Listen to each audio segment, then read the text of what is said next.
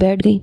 کہنے لگی امان تم نے سگریٹ پی ہے, سگریٹ کی بو کیوں آ رہی ہے تمہارے پاس سے؟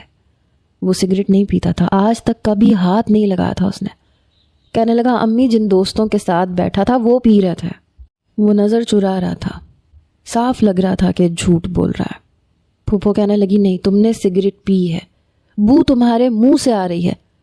کہنے لگا نہیں اماں, بس ایک دو دوستوں کے ساتھ لگا لی ہوگی, بس اس سے زیادہ نہیں, میں بہت تھک گیا ہوں, مجھے نیند آ رہی ہے. یہ کہہ کے وہ اپنے کمرے میں چلا گیا. پھوپھو بھی جا کے سو گئیں.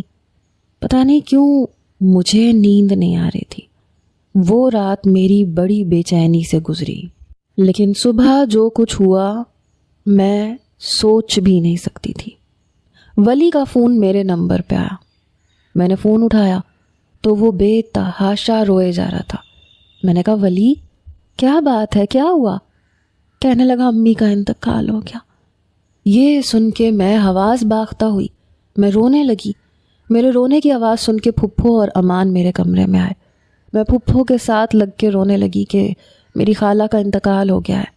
امان نے جلدی سے مجھ سے فون پکڑا, ولی سے بات کرنے لگا. ولی کہنے لگا میں انہیں یہاں نہیں لا سکتا, مجھے یہیں دفنانا پڑے گا. میری پھپھو نے بھی ولی سے بات کی, اسے تسلی دینے لگی. میں بہت روئے جا رہی تھی. 2 دن میری پھپھو مجھے سنبھالتی رہی. 2 دن تو میں نے ولی سے دوبارہ بات نہیں کی. امان میرے پاس ایک بار آ کے بیٹھا, میرے آنسو اپنے ہاتھوں سے صاف کیے. کہنے لگا سچ پوچھو تو تمہاری خالہ کے انتقال کا مجھے بہت زیادہ دکھ ہے. دیکھو اس وقت ولی کو تمہاری بہت ضرورت ہے, اور تم ہو کہ تم خود کو ہی سنبھال نہیں پا رہی ہو.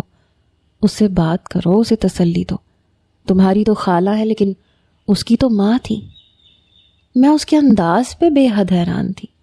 وہ ایسا تو نہیں تھا, شاید اسے بھی دکھ ہوا تھا اس لیے مجھے سمجھا رہا تھا. میں نے ولی سے بات کی, وہ بھی روئے جا رہا تھا. کافی حد تک سنبھل بھی گیا تھا لیکن زیادہ دیر تک بات نہیں کر پا رہا تھا. میں نے فون بند کر دیا.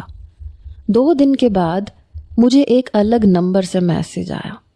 کہنے لگا زونی میں ولی بات کر رہا ہوں, میرا فون نمبر بلاک کر دو کیونکہ وہ والی سم میری گم ہو چکی ہے اور ہو سکتا ہے کہ کسی کے ہاتھ لگ گئی ہو. تمہیں کوئی میرے نمبر سے تنگ کرے گا تو اس لیے اس نمبر کو بلاک کر دو, یہ نمبر میرے نام پہ سیو کر لو.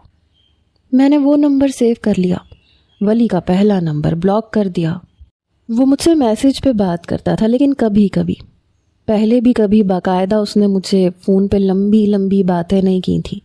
ہمارے بیچ میں بس مختصر سی بات ہوتی تھی کیونکہ یہاں